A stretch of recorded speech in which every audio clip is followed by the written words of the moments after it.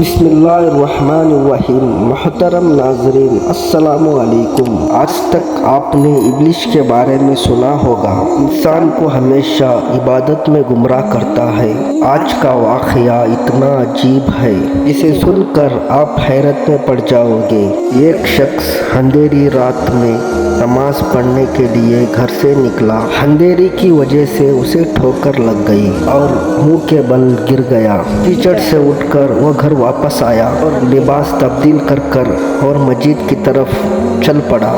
چند قدم چلا تھا، دوبارہ اسے ٹھوکر لگی اور دوبارہ گر گیا اور کیچڑ سے گر کر دوبارہ اپنے گھر گیا اور لباس بدلا، مسجد جانے کے لیے دوبارہ گھر سے نکلا۔ ایسے ہی اپنے گھر سے وہ باہر نکلا۔ اس کے دروازے پر ایک شخص ملا کہ ہاتھ میں روشن چراغ تھاما ہوا تھا۔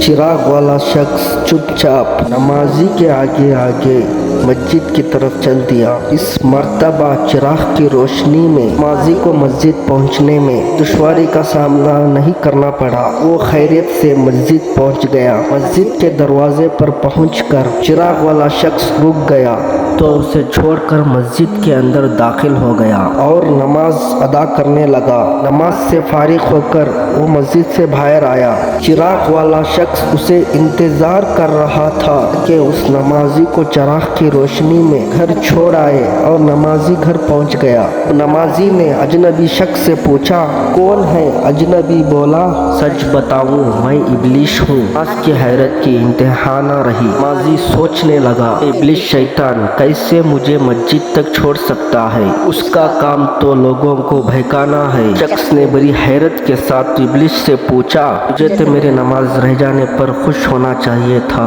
پھر اپنی چراغ کی روشنی میں مجھے مسجد تک کیوں لے کے گئے؟ ابلیس نے جواب دیا، جسے سن کر شخص حیران ہو گیا۔ آپ سب بھی حیرت میں پڑ جائیں گے۔ ابلیس نے جواب دیا، جب تمہیں پہلی ٹھوکر لگی اللہ تعالیٰ نے تیرے سارے گناہ معاف کر دیے۔ سبحان اللہ۔ جب تمہیں دوسری ٹھوکر لگی اللہ تعالیٰ نے تیرے پورے خاندان کو بخش دیا۔ فکر ہوئی اب تم ٹھوکر کھا کے گر گیا، اللہ تعالیٰ تیرے سارے گناہوں کی مغفرت نہ فرما دے، اس لیے چراغ لے کے آیا ہوں، تم بغیر گرے مسجد تک پہنچ جاؤ۔